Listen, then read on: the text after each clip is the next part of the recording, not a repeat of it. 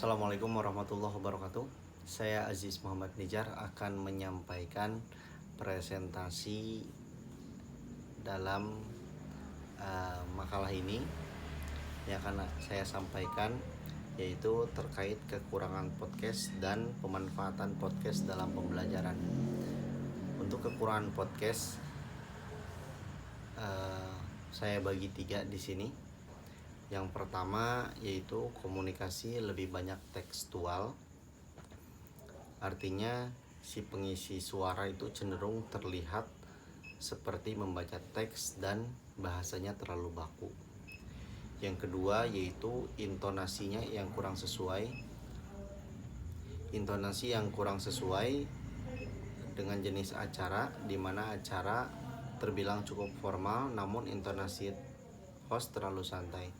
Jadi di dalam podcast itu ketika acaranya resmi, maka si host itu mampu membawakan sesuai dengan kondisi acaranya.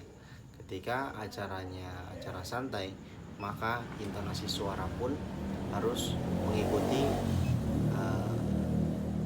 mengikuti jenis acaranya, itu lebih tenang, lebih kalem, lebih fun. Yang ketiga, membutuhkan durasi yang lebih lama. Durasi podcast jika sesuai naskah itu membutuhkan waktu 15-20 menit. Tetapi isi naskah lebih dipersingkat karena keterbatasan durasi yang telah ditentukan. Yang ketiga, selanjutnya untuk pemanfaatan podcast dalam pembelajaran, saya bagi 5 di sini. Yang pertama, pembagian kelompok podcast. Yang kedua, proses produksi. Yang ketiga, proses penilaian. Yang keempat, penentuan tema dan desain podcast. Yang kelima, presentasi podcast.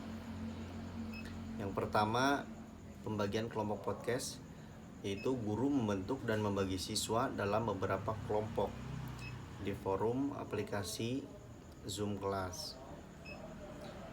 Jadi seorang guru memberikan saran kepada siswanya untuk membagi kelompok dalam Zoom meetingnya.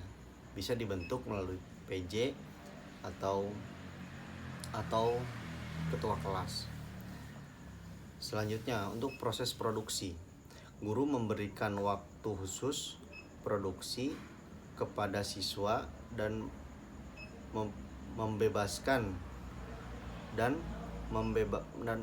membebaskan dalam penggunaan alat untuk memproduksi podcast secara daring. Yang ketiga, proses penilaian.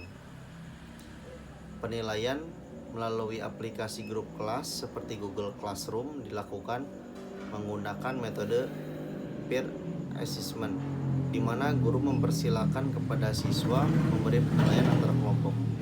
Jadi untuk proses penilaian ini, seorang guru memberikan kebebasan kepada siswanya untuk memberikan nilai antar sesama kelompok melalui salah satu aplikasi atau melalui komentar-komentar, sehingga ada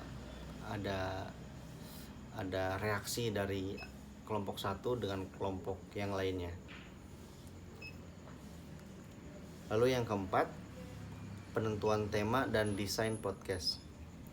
Guru mengarahkan siswa agar menentukan tema dan desain podcast yang informatif, menarik, dan sesuai dengan materi pembelajaran yang sedang dipelajari. Lalu yang terakhir, presentasi podcast. Guru mempersilahkan kepada setiap kelompok secara berurut untuk mempresentasikan podcast melalui forum Zoom Class. Jadi untuk yang terakhir yaitu presentasi podcast. Jadi seorang guru atau seorang pendidik mempersilahkan kepada setiap kelompok untuk mempersilahkan mempresentasikan hasil podcast yang sudah dilakukan. Mungkin itu saja yang dapat saya sampaikan. Terima kasih. Assalamualaikum warahmatullahi wabarakatuh.